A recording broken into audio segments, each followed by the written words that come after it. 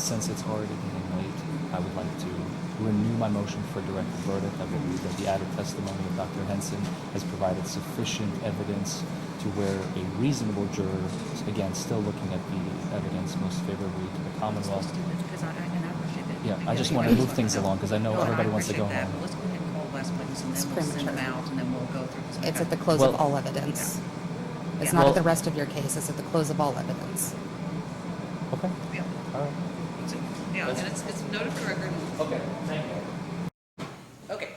All right. So the case passes back to you, Ms. Vickers. Judge, I have one witness for a very brief recall. Okay.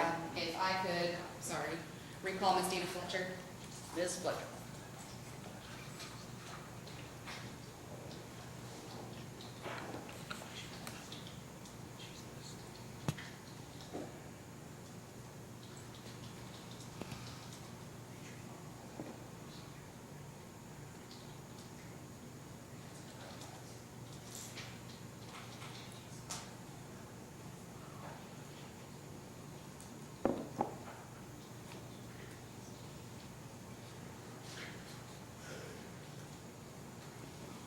Welcome back, Ms. Fletcher.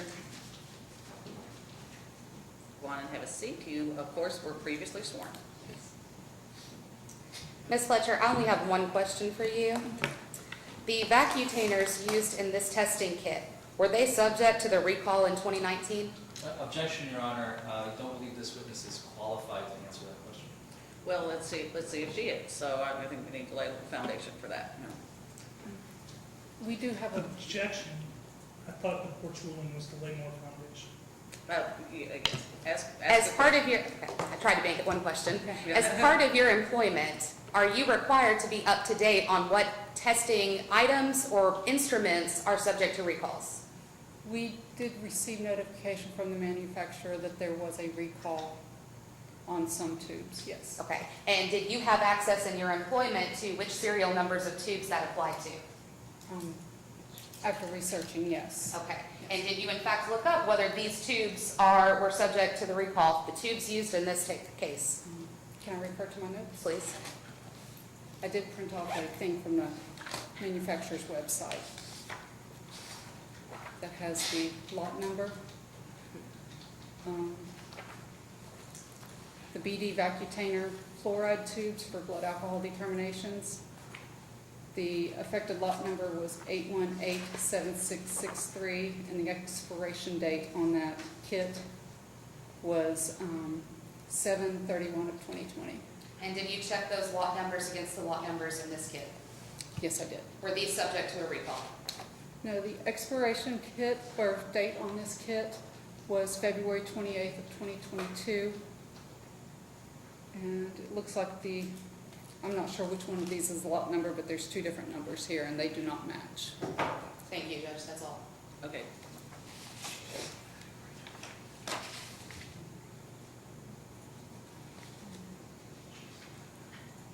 Your Honor, may we approach? Yes.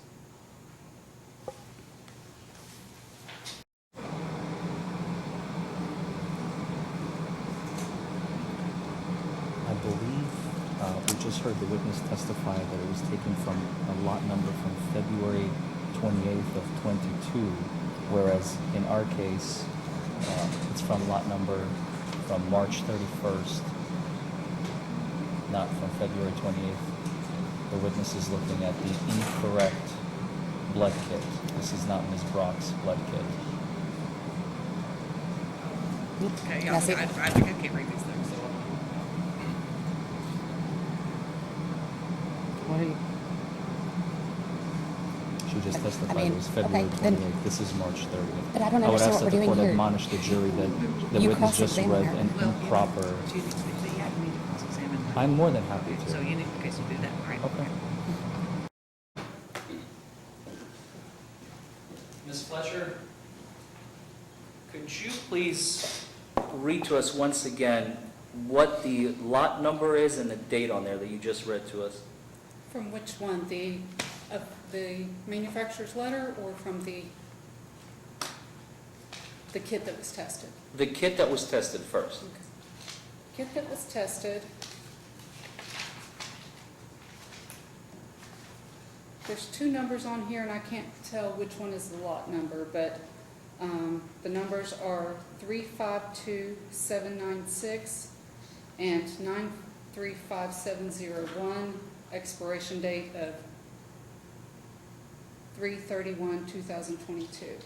Okay. And now, what about the letter? The letter says the lot number is 8187663 with an expiration of 7/31/2020. No further questions. Okay, thank you. All right, do you have any other questions? I do not, Judge. May this witness now be excused? She may be finally excused, yes. And Ms. Allen also? Yes, Judge, there will be no more witnesses from the Commonwealth. Okay. And then any more witnesses from the defense? No, Your Honor, the defense rests. Okay, thank you. All righty, then we will take another, you may step up. Thank you, Ms. Fletcher. Short recess. We've got to work on some things like jury instructions and motions, so give us a few minutes on that. We'll get you right back in here as quick as we can, and we'll have closing argument. Well, I'll read the jury instructions to you, and then we'll have closing arguments.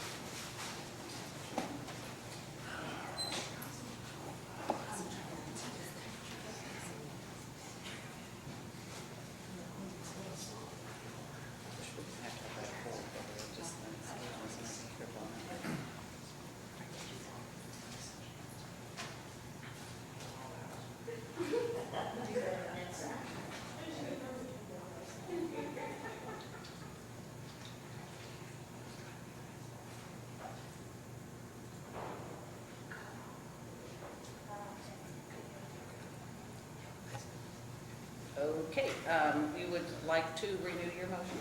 Yes, Your Honor. The defense would like to renew its motion for a directed verdict, reiterating all the arguments previously stated on the record, so we don't have to rehash all of those, with the newly added evidence of Dr. Henson's testimony, who is an expert in the field of collection and analyzing of chromatograms, which are printed by chromatographs. The finding of, first, that the blood was improperly collected in this case. He testified that there was testimony earlier that the substance inside the vacuum container was white on November 7th, 2020 by the nurse.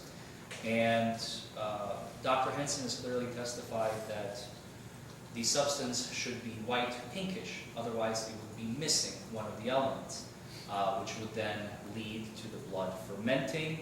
And we all know what fermentation is. It's the creation of, as he called it, neogenesis, which is newly formed alcohol.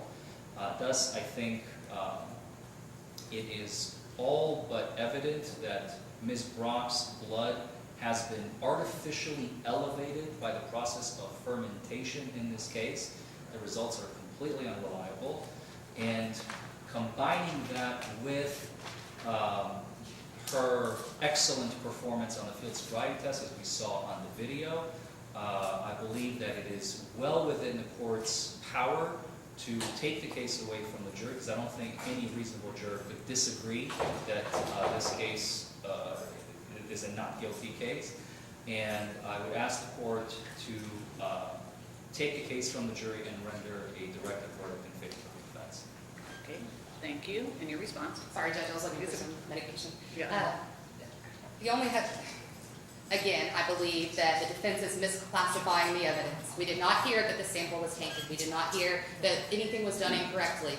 We heard about possibilities. That does not negate the testimony that we've already heard. If anything, that may give the jury something to think about. It goes to weight of evidence, but not the fact that there is evidence. Even if we were to take that completely out, there's been nothing that this expert talked about that in any way negates the field sobriety tests. There are two different ways that the Commonwealth can prove a DUI. And in this case, I'm going to ask for instructions on both, even though I know we're not there yet. Both above a .08 BA within 2 hours of cessation of operation of the vehicle and operating under the influence. We clearly have enough to go to a jury on this. Yes, I would agree. I think it is a question for the jury now. I think it's sufficient to put it in their hands. So we need to discuss, why don't y'all take just a minute and release your witnesses if you want, and then come to the back hallway and we'll go over jury instructions. Come Thank back. you. Okay.